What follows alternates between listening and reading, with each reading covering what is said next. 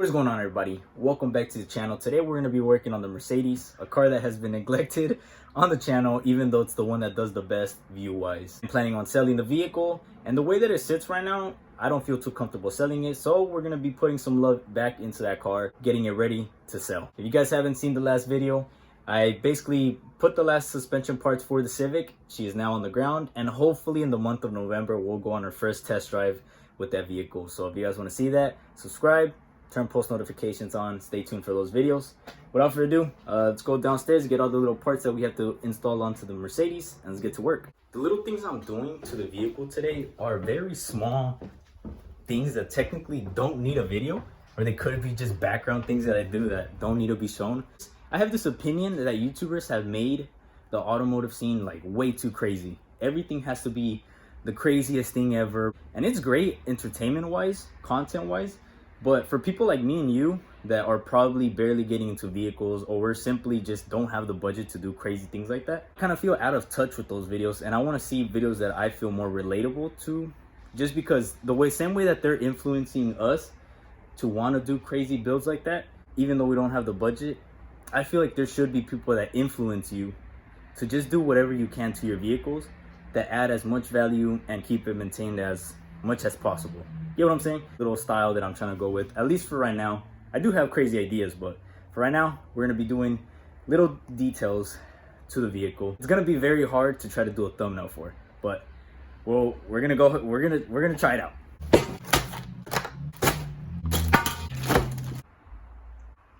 Pirolins, bomb. We're gonna be doing little things today that, to my personal vehicle, they're just little things that I have been neglecting. We got some 3M double-sided mounting tape. Got some zip ties. Big ass box from FCP Euro, just for windshield wipers. Now I know. This is like the most wackest thing to do to a vehicle, but our cars need them, and because it's about to be winter, raining season, I felt like I needed it, and my vehicle really does need it. One of them is like completely torn. I'll show you once we're outside. And the last thing, most important part of the video, we got our new HID headlights. Nice.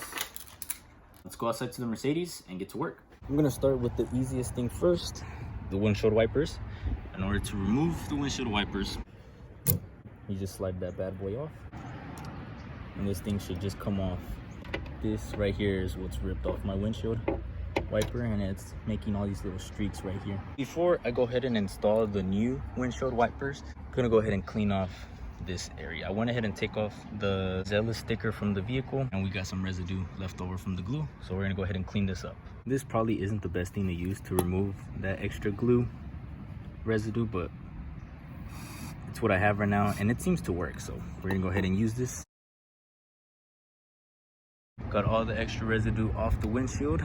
Still looks a little bit dirty. I'm gonna wash the car tomorrow, so that's okay. Spider-Man approves. Now we can go ahead and install our new windshield wipers. To install this, it's basically the same thing. Pull the tab off, put this thing on there.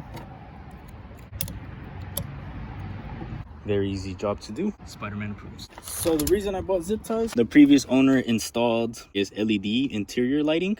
I want to go ahead and reuse this because this actually is a cool touch to the Mercedes, but they're kind of just flopping around the vehicle now. We're gonna use zip ties and zip tie it up to this metal pipe. Perfect.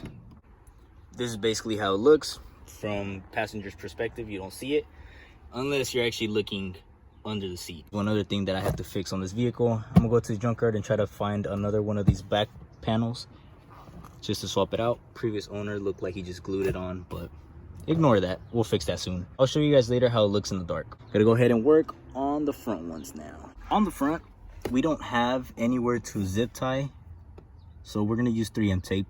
This is what I ended up doing. Gonna go ahead and do the passenger side, and we're done with the LEDs. This one is the only headlight that is actually working. That one isn't, and I went ahead and diagnosed it. This HID was on that side, and that side was working, so I went ahead and just swapped them out. Now this one's working and that one isn't working, which I'm pretty sure means it just needs new HIDs. When working on your engine bay, go ahead and push this button, and it basically lets you extend the thing up higher before extending. After extending the hood thingies. It worked. First thing we got to do is go ahead and remove all the old HID stuff. Damn it, all because I tried doing it with one hand. Now all we got to do is go ahead and remove our HID from inside here. We got the HID. It's just like a little bracket inside the headlight housing.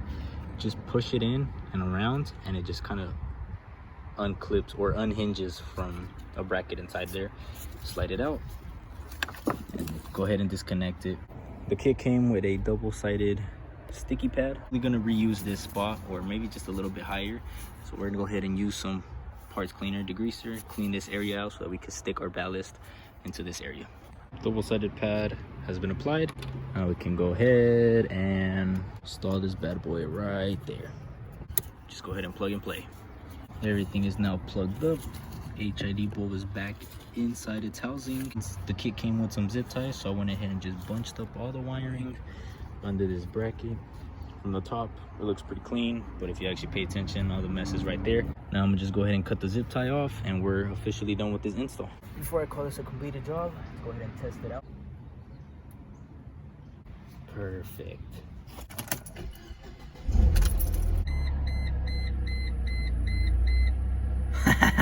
We don't got a malfunction anymore.